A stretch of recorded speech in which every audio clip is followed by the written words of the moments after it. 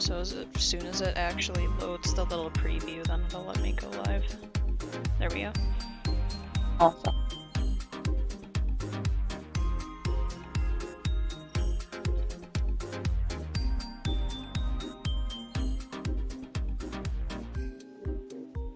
Alright, I just went live. It should show the Kahoot screen.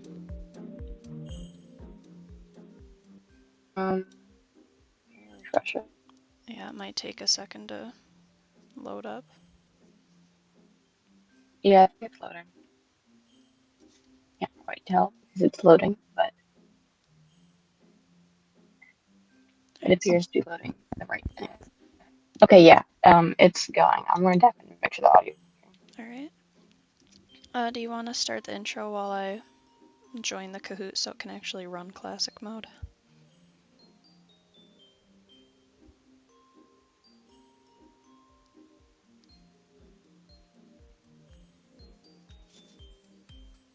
Quark?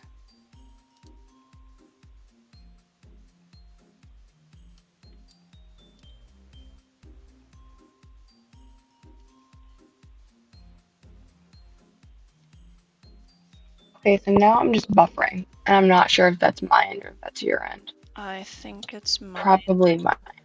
Because mine says it's buffering too.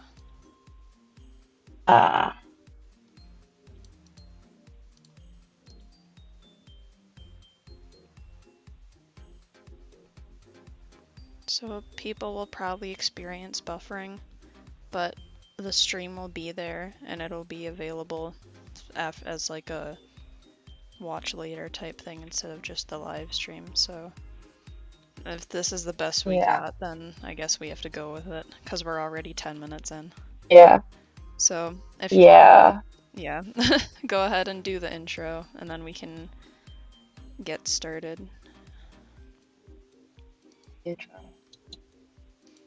Or I can do the intro. But Doesn't really matter. Yeah, you do. Alright. I don't actually know. I haven't done it before. You're good. Alright, so welcome everyone to Study Bubbly's AP Chemistry live stream. Today we're gonna have a Kahoot that's gonna go over units 1 through 4 to help you review for your midterms. I'm Nico and I'm here with Quark.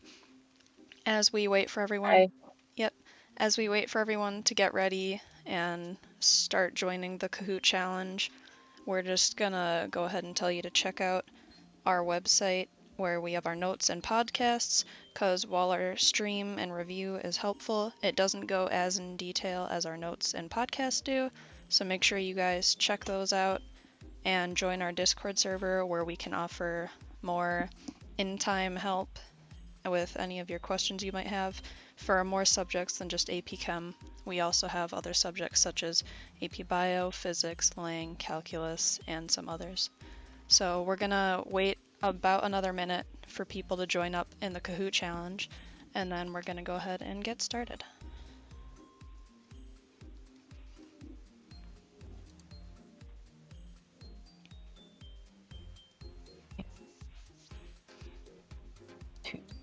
Two players.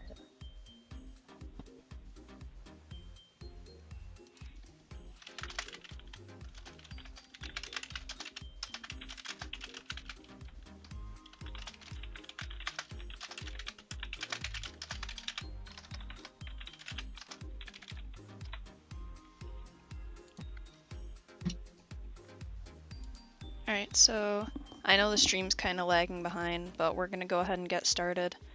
If you guys aren't able to follow along well with the stream because of its lagging behind, this video will be up and posted after the live stream for you to rewatch for continued or repeated review, so you can go ahead and check that out after it has been posted because we're going to be explaining all the questions. But we're going to go ahead and get started.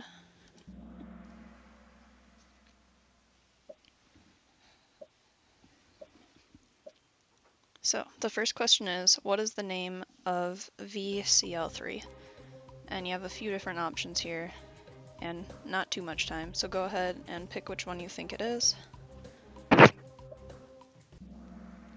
Alright, and we can see that the answer was the blue diamond. I'm going to probably pronounce a lot of these wrong, so bear with me. Vanadium 3 chloride. And the reason it's named like that is because vanadium is a transition metal, and transition metals will have the Roman numeral after them for their charge. And chloride, similar like the other nonmetals such as oxygen and fluorine, will end in the "ide" suffix. So we'll go to the next question. Good job, whoever Fearless Oryx 52 is.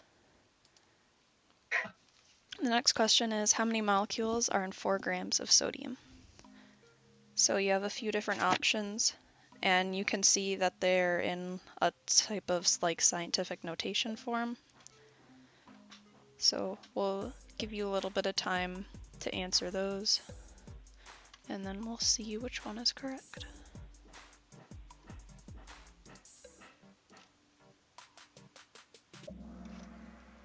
All right, so all the answers were put in, so we can see that the answer was the red triangle, which is 5.5 times 10 to the 25th power.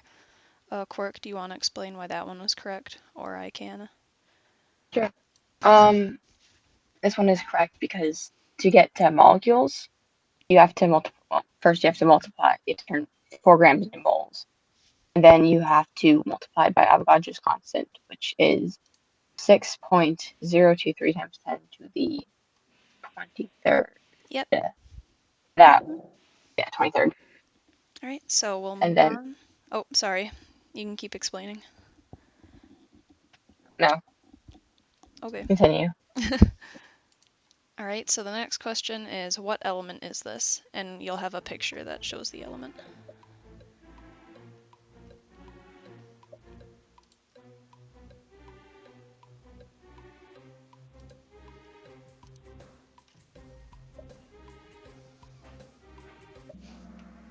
All right, so that graph that was up on the picture is a, correct me if I'm wrong, but I believe it's a photoelectric spectrum, and that shows the different ionization energies at each like level that the electrons are at. So those lower ones are all the S levels. The first one with the highest energy would be the S1 level, because that's the level that's closest to the nucleus of the atom. So it's the protons are going to have a stronger pull on the electrons there than, say, the 2p orbital, which is above the digit number 1. I believe that's a 2p orbital. Because, yep, that one, out of any of the other electron orbitals in this sulfur atom, is the farthest away from the protons, so they're going to have less of a pull on them. So we'll move on.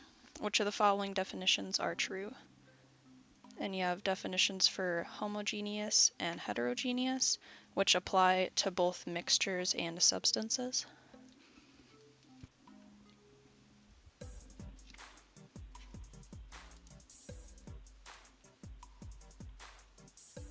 You can kind of eliminate some of them right off the bat. So like the square, for example, homogeneous is clean versus heterogeneous being dirty. That doesn't really make much sense, so you can probably get rid of that one. And knowing that homogeneous and heterogeneous describes mixtures and solutions, you can rule out the blue option, the diamond, as well, because since they're mixtures and solutions, the homogeneous and heterogeneous wouldn't mean like pure elements or compounds. We have about 5 seconds left, so finish inputting your answers quick, and then we'll see what the correct one is. Alright, so the timer finished, and we can see that the answer was the yellow circle. Homogeneous is substance with same parts, and heterogeneous is substance with different parts. And Quark, do you want to explain that one? So, the yellow substance. So, it's the yellow answer because homogeneous is the same substance, the same parts. Like, everything in it is the same. There's not. It's, if you think about like pond water, there's no scum in it really. That if there was scum in it, that'd be heterogeneous, and it would have different parts. And technically, and there's a test to do that, which is called the Tyndall effect. Yep. You just like shine light through it. Alright, so we'll go ahead and move on. The next question is, which element is more electronegative, phosphorus or rubidium?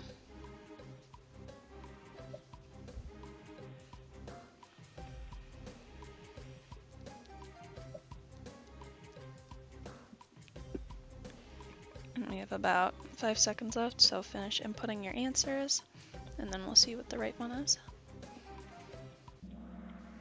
Alright, we can see that the correct one was the red, phosphorus, and phosphorus is correct because if you remember, electronegativity is another one of the periodic trends, and electronegativity is like the measure of how much an atom has like attraction to its electrons. So atoms that are at the top right of the periodic table are the ones that have the least amount of electron levels, or yeah, energy levels, my bad, in their column, and they're also the ones that have the most amount of protons in their row, so they'll be able to attract all of the electrons much more than any of the atoms that are on the bottom left. So since phosphorus is closer to the top right, it has a higher electronegativity than rubidium. We'll move on to the next question.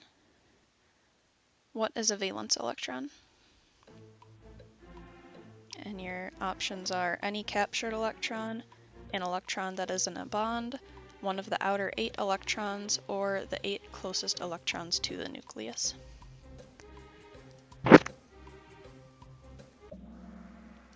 Alright, so everyone finished answering, and we can see that the answer is the yellow circle, one of the outer 8 valence electrons. Quark. I mean, I guess there isn't really that much to explain. Valence electrons are just the outer electrons. Yeah, outer 8, they do the bonding. That's all that's important. The rest of the electrons just don't matter. Yep. Alright, so the next question is what type of bonds do these two compounds have? And the two compounds is CH4 and NaCl, which if you don't know, NaCl is common table salt. Then CH4 would be methane. Mm-hmm.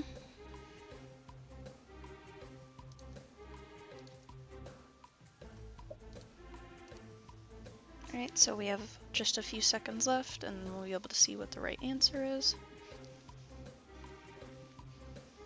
And we can see that the right answer was the blue diamond, nonpolar, covalent, and ionic bonds. So Quark, do you want to explain why the methane would have nonpolar and NaCl would have ionic? Sure. So we're going to start with NaCl. So this is an ionic compound because it is a bonding between a metal and a nonmetal. It's usually gas, but there's not very many liquid elements anyway. But because of this, chlorine steals the electron from sodium, making it a stronger bond, and that's why it's ionic. Methane is a bond between a carbon and 4 hydrogens, which is about as nonpolar as it can get outside of the diatomic gases. Mm-hmm. Neither carbon nor hydrogen really have enough electronegativity to steal any electrons, so they're pretty squarely in the middle, meaning it is a nonpolar covalent bond. Yep. Instead of a polar one. Mm-hmm. Alright, so we'll move on to the next question. What does mass spectroscopy do? And I probably pronounced that wrong, but oh well. And you have some options. There's it weighs elements. It separates elements by mass to charge ratio, which reveals the isotopes of the element. It determines just the charge of an element, or it determines just the isotopes of an element. So you have about 10 seconds left. Kind of guess what those are. And it ended because enough people shows the answers. And we can see that the answer is the blue diamond, which is it separates elements by mass to charge ratio and reveals the isotopes of an element. And that's because if you don't know what the mass spectrometer does, it'll ionize elements and then it'll accelerate them past in a magnetic field. And the magnetic field will push or pull them a certain amount inside the little tube that is the mass spectrometer, and that'll influence where they hit the end of it, which is a detection plate. So all of the atoms, correct me if I'm wrong, all of the atoms that have like the higher mass will hit more on one end than the other, and atoms with the lower mass will hit more on the opposite end. I believe the atoms with lower mass will be closer to the inside, but I could be wrong on that. Check the notes for Yeah. a clear understanding of that. But their masses are different because of the different amount of neutrons they have, which determines what isotope they are. So depending on how often a certain isotope will hit, there's a computer that will take the information from that to determine which isotopes of the element are more common. And yeah. So the next question is, what is Coulomb's law and what is it used for?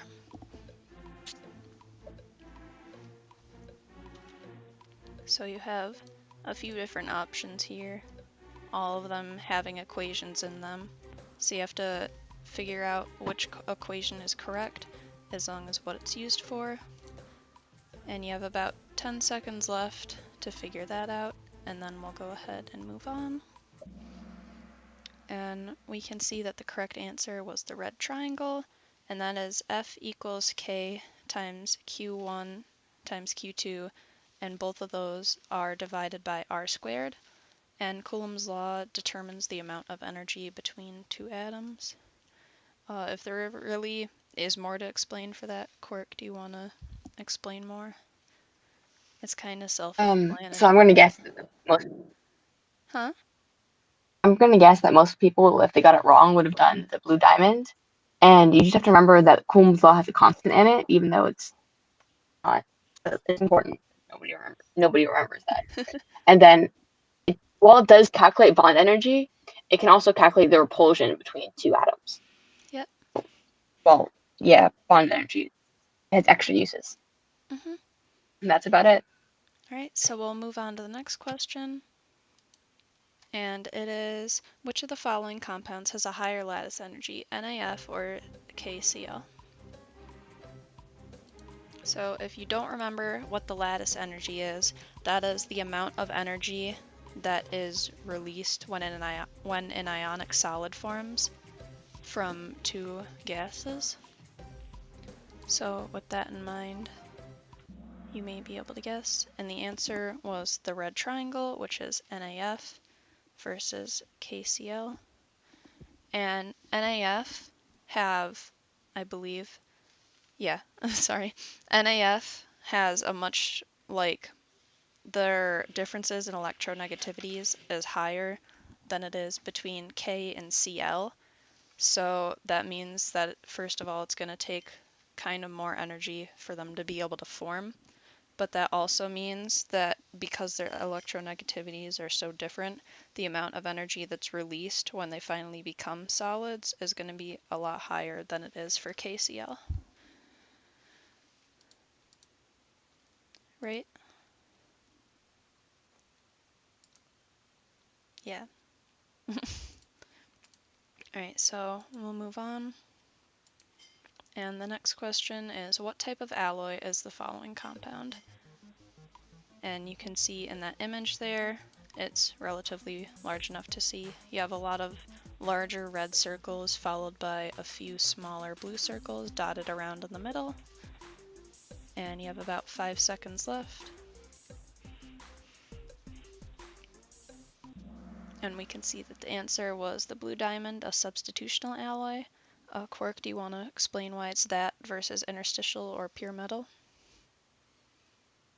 So, based on this diagram, it's obviously not a pure metal because there's two different color circles in there, molecules and all. But since they're not bonded to each other or anything, it's obviously not a pure metal. No, I don't think it would be if they're bonded.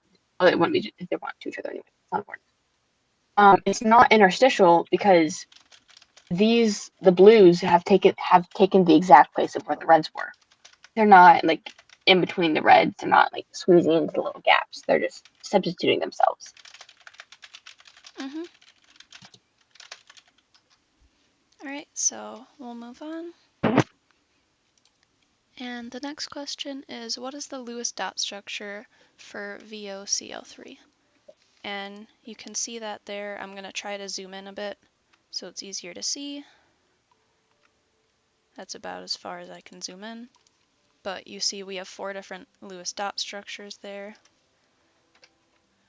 And Some of them have single bonds while the others have double bonds. I didn't draw these, so Cork, if you want to explain a bit more while we wait for the timer to go down. Yeah. Here's a tip, people. Never make Lewis dot multiple choice questions because I'm not fun to make up all the wrong ones for. But so some of them have more valence electrons, some of them have less. So you have to make sure that you count the number of electrons in VOCl3 before you start trying to make it, because otherwise you'll end up with something weird. And remember, for a nice quick rule for doing Lewis dot structures in general is just to remember that hydrogen will do its very best to have one bond, oxygen will have two, nitrogen will have three, and carbon will have four. So here that only applies for the oxygen because there's no hydrogen, nitrogen, or carbon in VOCl3. But all right, so we can see from the answer that it was the red triangle, which is the top left Lewis dot structure, and that is the one where there are single bonds going to all of the chlorines, and they each have 3 lone pairs, and then there is a double bond going to the oxygen, which has 2 lone pairs. So, Quark, if you want to explain why it's that one. Yeah, so if you look at the bottom left, you'll see that oxygen has one bond. As I said earlier, this is not what oxygen wants. And also, if you did count all of the electrons up, you would see that there's actually too many for what VOCl3 has. It's got one extra. Well, two extra. It's got an extra set. If you look at the bottom right, you'll see that oxygen doesn't even have a full octet shell. It's got 6, which is obviously wrong because you can't do that. Well, you can, but we're not allowed to do it. Yeah. And same thing, if you look at the top right. Oxygen again only has 6, even though it has the double bond. So that just doesn't work because it's not alike. Yep. So that means the top left is correct, and it also is if you draw the entire structure. All right, we'll move on to the next question. And it is, what is the Lewis dot structure for BF3? And again, I'll zoom in so you guys can kind of see this better, or at least zoom in as much as I can. But you can see that some of these have multiple Lewis dot structures, and that is because, correct me if I'm wrong, but I believe this is because that BF3 has resonance structures, which means that the Lewis dot structure can be written. Oh, what? Yeah. It technically, I'm very sorry about this. You're fine. BF3 specifically doesn't actually have resonance. It's got like hybridization, but we're going to pretend it has resonance because I made a mistake and I didn't notice it until about 5 minutes ago. All right. And it's a little bit late. It doesn't have resonance, but just for future reference, resonance is when the Lewis dot structure can be written in multiple different ways and still be correct. For example, if it's the single central element bonded to like 3 different other elements, and those elements can have double bonds, or at least one of them can have double bonds, that double bond could be in any of the 3 positions. So each of those different structures that equal like the same are called resonance structures. Yeah. I believe a structure with like actual proper resonance will show up in a couple questions. So explain it better there. But when you write the resonance, you have to remember that you do have to write out all the resonance structures. Yep. Like, if you leave just 2 of them, it's not correct because it's not that the bond it's on one and then it's the other and then it's the next and then it goes back and then it's the other and then it's the next. It's on all 3 of them at the same time, just not as much. Yep. So we can see from this that the correct answer was the square, and that was that top structure. So Corvic, if you want to explain that one. Yeah. So if you look at this one actually this one has the correct number of electrons, and it has the resonance that boron tetrafluoride doesn't have, but we're going to pretend it does. And then it has all 3 resonance structures, which the second one doesn't, which is why that one is wrong. And then the third one has, if you look closely, you can see that boron has an extra lone pair. And boron being in the first period of the periodic table cannot expand its octet shell and cannot do that. Yep. Then the fourth one is just another way of writing resonance structures, but fluorine has a double bond in there, so it's wrong. Mm-hmm. All right, so we'll go ahead and move on. Next question is, what is the hybridization of GeCl4? And you have a few different hybridization options. Excuse me, I had something caught in my throat for a hot second there. But you have about 5 seconds left, and then we'll see what the correct answer is. And we can see that it is the red triangle, which is sp3. And remember for bond hybridization that the number of hybridized orbitals is always going to be the total number of orbitals that's used to create them. So sp3 would have 4 hybridized orbitals, and we can see that for GeCl4 that would have like the 4 separate bonds. Quark, if you want to elaborate more, because I'm not the best at bond hybridization. Yeah. Basically sp3. So you have the one s orbital, and then you have 3 p orbitals, which is a total of 4 orbitals. And that's how many orbitals you have for the 4 bonds, kind of. And so that's what it is. It's just sp3 hybridization. You just really add up the bonds, then count it out. Yep. And then sp4 hybridization just doesn't exist because there's only 3 p orbitals. Yeah. So that's just not real.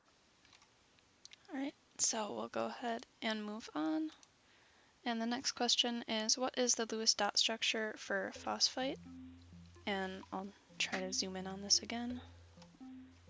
The resonance is back, and it's actually proper resonance this time. Look at that. And you can see that these different structures also are in brackets with charges at the top, and that's because they are ions. So when you have to write Lewis dot structures for ions, you need to make sure that you put the entire structure in brackets and then designate the charge at the top right, similar to how you would in a superscript when just writing out the ion itself.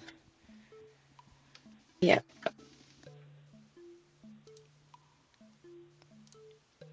Alright, so we have a little bit of time left, except all the answers were put in, so now we have no more time left. And you can see that the correct answer was blue, which is that top one. Quark, if you want to explain why that is the correct one. Yep. So this one, it's got it's got the correct number of electrons for when you add them all up. Phosphite being specifically PO3, which I'm sure you could have guessed by the various sections of the Lewis dot structures there that all had 1 phosphorus and 3 oxygens.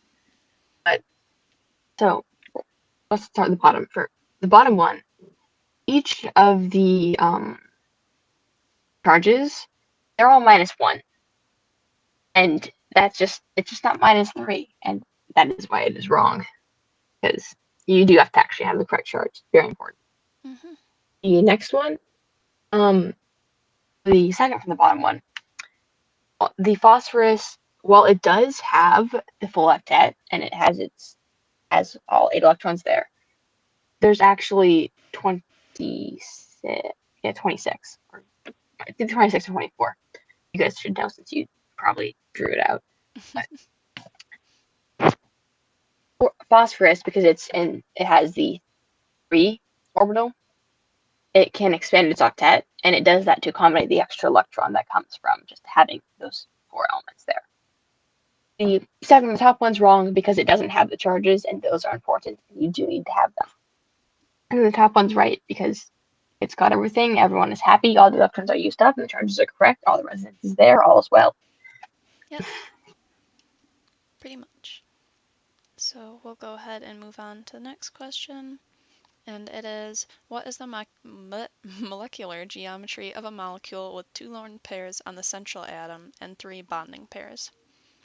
So you have different options here. You have trigonal, bipyramidal, T-shaped, linear, and bent. And these are all examples of the molecular structure based on the VSEPR model. And the VSEPR model takes into account a few different things: the valence electrons, the electron shell, the electrons themselves, their pairs, as well as the repulsions. And we can see that the correct answer was blue, T-shaped. And that is T-shaped because when they have the two lone pairs and the central atom has three bonding pairs, the atoms are pushed around in a way that will form a T. So the three bonding pairs will be sticking out in the T shape, I believe. And then the two lone pairs will be on that center atom, and they'll be kind of like sticking off to the sides, almost forming like a square type shape with the two top branches of the T. And that is how it keeps all of the repulsions to a minimum. So we'll move on to the next question. And that is, hydrogen bonding is a common example of which type of intermolecular force? And you have London dispersion forces, nonpolar molecular forces, which are also called dipole-induced dipole interactions. You have covalent bonds, and then you have dipole-dipole forces. And we can see that the correct answer was dipole-dipole forces. And the reason it isn't polar and nonpolar molecular forces, because at least one person picked that, is because hydrogen bonding involves like the intermolecular force between a hydrogen atom and then one of the highly electronegative nonmetals that are over on the top right, such as fluorine, nitrogen, and oxygen. And the reason it is dipole-dipole versus the polar and nonpolar is because that hydrogen with the highly electronegative atom causes that polar bond to form because the electronegativity difference is so high, and that is why it is dipole-dipole versus polar and nonpolar. And hydrogen bonding, just as a side thing, is also one of the stronger forms of dipole-dipole forces because it's with the H in that highly electronegative atom. What?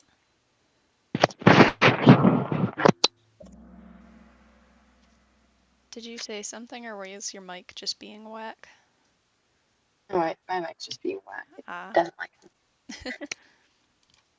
Alright, so the next question was, which of the following defines network solids? And the answer was chosen right away because someone clicked something.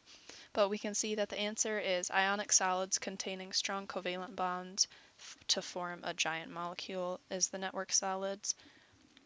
And the other ones, the green, the noble gas one, is an example of the group 8. I think it's just group 8 forces, actually, group 8 solids, because those are all made up with the group 8 elements, those noble gases. The blue, the substances with strong attractive forces between oppositely charged ions. Like Quirk mentioned earlier, those are the ionic solids. Those form like such as NaCl and whatnot, where it's the metals on the left side and nonmetals on the right. And then the triangle is solids with strong covalent bonds but relatively weak intermolecular forces. And those, correct me if I'm wrong, because I think I may be, but those would be an example of not metallic solids. Those would be an example of molecular solids. There we go. Yeah, I think so. I'm not the best with larger scale things. All right, so moving on, the next question is describe capillary action in liquids. And right away you can probably eliminate the blue triangle, liquid's tendency to flow away from caterpillars, because, well, that doesn't really happen. I mean, with the caterpillar hydrophobic, it might happen a little bit. You know what? You're not wrong. If you have hydrophobic caterpillars, they probably would run away from liquids. But we can see that the actual correct answer, even though someone did pick the blue diamond, is actually the green square, which is the rising of a liquid in a narrow container due to adhesion and cohesion forces. Quark, do you want to explain that one a little bit more? So I'm gonna let you take this one because All right. I Yeah, you're do good. not know the exact specifics. All right, so for the liquids, normally it's just polar liquids that can do that, so we'll use water as an example. But water, as you know, has high cohesion and adhesion forces, and cohesion is the tendency for the water to stick to itself through hydrogen bonding, and adhesion is its tendency to stick to other surfaces, so other surfaces that are polar the water will be able to stick to. So in a narrow container, water through adhesion will stick to the sides of the container and extend up as far as it can on any of the sides because it keeps pulling itself up. And as it pulls itself up, its cohesion property will cause like the water molecules that are in the center, not near the walls, to grab onto the water molecules that are climbing the walls. So the water will essentially just start crawling its way up the narrow tube. And that mixed with pressure is how something like a straw would work, where the water will climb its way up. But in general, just if you put water in a narrow tube, you'll see it move up a little bit. And that's also how plants are able to move water around throughout like their, I think it's called phylum. I could be wrong. I probably pronounced it wrong. Phylum, all right. So that's how plants are able to move water around through that, because those are narrow tubes within them that the water, through capillary action, can just like move around itself. So the next question is, what is the ideal gas law? And you have a few different equations here and not too much time. And we can see that the correct answer was the red triangle, which is P times V equals N times RT. And Quark, if you want to explain that one. So the ideal gas law is a combination of some other laws that are less important that you really don't need to memorize because you can just derive them if you ever need them. But so it's basically pressure times volume is equal to the number of moles times the gas constant times the temperature, and this is the equation you use that to determine really anything that involves gases because as pressure goes up, volume goes down, temperature goes up, moles go down. Really, that's how life works. And you really just need to have it memorized. There's not much else to say there. Yeah. All right, so we'll move on. And the next question is combinations of components with variable composition that can consist of pure substances and molecules define which of these terms? And the terms are chromatography, mixtures, crystalline solids, or metallic solids. And we can see that the correct answer was mixtures. And it wasn't chromatography because chromatography is a way to separate mixtures and solutions into their pure substances, such as with paper chromatography, where you stick the paper in the solution and you can see like what portions of it travel farther up the paper based on their colors. Metallic It's very cool and solids, fun to do things. it is very cool.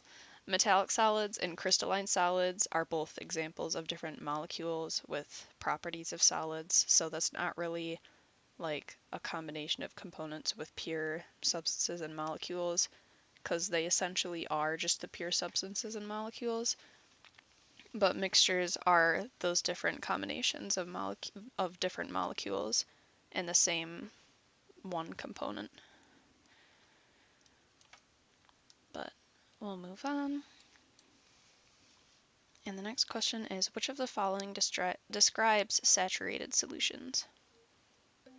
So you have a few different options here and not too much time. We've talked about solutions briefly before. They're similar to solutions, or not, they are solutions. They're similar to mixtures, and they, like the mixtures, can be homogeneous or heterogeneous, where they're made up of like all of some of the same stuff, or they're just made up of different molecules and atoms. And we can see that the correct answer was the blue diamond, solutions in which no more solute can be dissolved. Quark, do you want to explain that one? Sure. So a saturated solution is, well, it's a solution in which no more solute can be dissolved. It's basically when the solution has dissolved so much solute that it just can't anymore. Everything has done its job. There's nothing left in the solute solution that actually has the capacity to dissolve more solute because it's all been taken by the other solute. Usually this does take a while. You have to add like a lot of salt to water to get that to happen. I did try it once. It took forever. So solutions containing more solute that's possible to dissolve, those are super saturated, and then ones that have more solute can continue to be added dissolved. They're just not saturated solutions. Yep. And yeah. All right, so we'll move on because we're starting to get short on time. What does the emission of electrons from the surface of a metal when it is struck by light refer to? So you have a few different options. They're all kind of similar except for spectroscopy, which we talked about earlier, so you can rule that one out. And we can also see that the correct answer was photoelectric effect, which is the yellow square.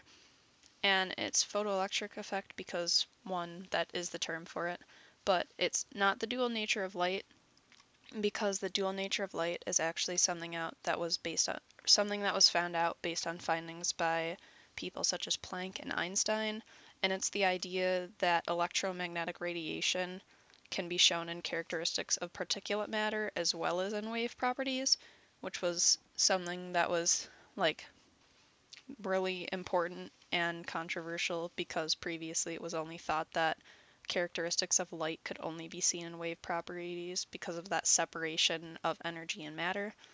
And it's not the electromagnetic spectrum, because that's just the overall spectrum that categorizes different wavelengths based on their length and their frequencies. So that is why the correct answer would be photoelectric effect. Moving on. The next question is, what type of reaction is C3H8 plus 5O2, which produces 3CO2 plus 4H2O? And we can see that the correct answer was a combustion reaction. Quark, do you want to explain that one? Sure. So usually anytime you see carbon dioxide and water as products, it's usually combustion reaction because that's what happens when you burn things. You get water vapor and CO2. Specifically, C3H8 is propane, which makes it kind of more obvious. There's not much else you do to propane. But really, so single replacement isn't exactly what's possible here. It's when so actually we're going to double replacement first. That's when you have compound AB and compound CD, and they switch, and you get AD and CB. Single replacement is actually what's possible here is when you have compound AB and compound C, and then you get A, C, and B, I think. Mm-hmm. And then decomposition, you kind of need, we don't need one reactant for it, but it's just when something falls apart. And it's obviously not falling apart here because we have two entirely different compounds as products. So it's combustion because we burnt propane. Yep, and I don't know if you mentioned this earlier because I was trying to fix the Kahoot thing on my phone, but combustion reactions will always have a different amount of CH plus O2 as the reactants and will always produce CO2 and H2O. So, moving on. The next question is, which of the following compounds is insoluble? And there's AgCl, NaF, KF, and SO4 2-. And we can see that the correct answer was AgCl. And Quark, do you want to explain that one? If Sure. not, I can. So, you're not. I can give it. You're not expected to memorize like all the solubility rules because there's a lot, and that would suck. Really, some of the most basic things are that sodium is almost always soluble, and that the exceptions to almost every solubility rule are silver and lead. And So silver chloride is silver chloride. It doesn't have a nitrate, which makes most things soluble. So it's insoluble. Potassium fluoride and sulfate. Like there's slightly more complicated solubility rules to why they're soluble, but that's not important when you know that silver chloride is silver and therefore will never dissolve. Mm-hmm. Well, it might. It tries very hard not to. Yeah. Alright, so we'll go ahead and move on. The next question is the delivery of a certain volume of a solution of a known concentration into a solution with an analyte is a what? And your options are precipitate reaction, indicator, net ionic equation, and titration. And you can tell right away that precipitation reaction and net ionic equation are both going to be things that can be like written out as a reaction equation. So based on the type of question, you can kind of rule those two out as the option. And in about 5 seconds, we'll get the right answer, and we can see that it is titration, the yellow circle, and that is because, first of all, that is what titration is. It's when you take that specific amount of a solution in a known concentration, and I lost my train of thought, and you put it into a solution with an analyte. It can't be the other two, the precipitation and the net ionic, because both of those are just examples of different reactions and equations for those reactions. And then the indicator is involved in titration, but the indicator just serves as something that'll make the titration, or I believe it's called a titrant, which is the one that is added. It'll make it change color once the titration meets its equivalence point, so you know that it's done. So while it is involved in titration, it's not an example of what titration actually is. And you don't always use an indicator in every titration because in some cases, I believe it's usually like redox reactions. Yep. The compound will change color on its own, and you just don't need it. Yep. So the next question is, which of the following describes precipitation reactions? And here you have actual examples of 4 different reactions. The first one is reactions where one or more elements will transfer between elements/molecules. There's reactions involving the transfer of protons between proton donors and acceptors. There's reactions involving the combination of 2 elements to make a molecule. And then there's reactions involving the mixing of 2 solutions to form a solid. So the timer isn't up, but we're going to go ahead and skip because we're running low on time. And we can see that the correct answer was the green square, reactions involving the mixing of 2 solutions to form a solid. And that's what precipitation reactions are, and that solid that forms is called the precipitate, but it wasn't the blue one because that describes acid-base reactions, where the proton donors would be the acids that have high concentrations of H+ ions, and the acceptors would be the bases who have high concentrations of OH- ions, sorry.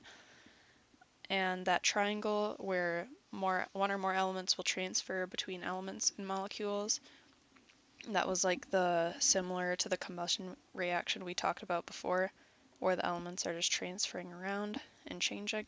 And then reactions involving the combination of 2 elements to make a molecule, that was an example of just like a base reaction, I guess. Something like an ionic reaction where it would be Na and Cl to form NaCl table salt. So we'll move on. The next question is, what are the Bronsted-Lowry acids and bases defined as? And I kind of gave that away in the last question. So we'll go ahead and skip again for time's sake. And we can see that the answer is the red triangle. Acids are H+ donors and bases are H+ acceptors. And bases act as those H+ acceptors because they have more high concentration in OH-, which, as it accepts the H+, will become H2O, because that's how it works. Yeah. And yeah. Bases just can't donate what they usually don't have. Mm-hmm. So we'll move on to the next question, and it is, oh, that's a long question. 3ZNS plus 2ALP will produce ZNP plus ALS. And if you have 10 grams of ZNS and 7 grams of ALP, how much ZNP will the reaction produce? So that's one that you just have to math out. What? If you look at it, you'll see, if you look at the question, you'll see it's a little weird. I didn't notice until before we like right as we started streaming. The question didn't copy quite right, so the subscript Oh, isn't there. But just pretend it is. The coefficients are still right. The subscript just disappeared. yeah. All right, so that's one you'd have to math out using stoichiometry, where you can convert different units to other units within a reaction by taking the mole ratio of the reactants and products that you're trying to convert. And we have a more detailed description and examples of how to do that within our, I believe it's the Unit 4 notes. So head to our website to check those out. But since this is just a math problem and we're running low on time, we're going to go ahead and move on. Yep. And the last problem is, for monatomic ions, what will the oxidation state always equal? And for time's sake, we're going to skip, and we can see that the answer is the blue diamond, the charge of the ion. Quark, do you want to explain that one? If not, I can. I'm going to let you do this one because I was not good at remembering which oxidation state was which and why. All right, there is a set of rules for writing oxidation states, and one of the main rules is that for monatomic ions, the charge of the ion will always equal its oxidation state. And some examples of that would be things like Na plus or Cl minus, because since those are just singular atoms, the oxidation state for them is just going to equal the charge. And the oxidation state itself is just a method for tracking the electrons in redox reactions. And it's just like it assigns the specific amount of electrons to particular atoms, even though that they're shared in the redox reaction. So it's just helpful for like balancing them out and doing stoichiometry with them and whatnot. But since the monatomic ions already have their own charges, the oxidation state is just set as their charge. So that was the last of the questions for our review. We didn't have any sort of FRQ or long answer questions, but we don't really have time to go over one. So yeah. Quark, if you want to do the outro, or if not, I can. Up to you. Again, I don't know it, so. All right. But yeah, thank you guys for joining us. This has been the Study Bubbly AP Chemistry midterm review over units 1 through 4. And we hope you will like this and subscribe, share it with your friends so we can help out more people with this. And also check out our website where we have the more detailed notes as well as podcasts for all 4 of these units. And we'll also be releasing study guides that help summarize the key points of both these 4 units in chemistry as well as a lot of other AP subjects such as, like I mentioned earlier, bio, lang, history, government, etc. We have 3 live streams still for today, so stay tuned for announcements on those on our different social medias and our Discord, which you should follow and check out. On our Discord, we offer live help, as mostly 24/7. We do have to sleep, so we can't always get to you. But yeah, thank you guys for joining us, and we hope you'll listen to us again soon. So see ya. Bye. Bye.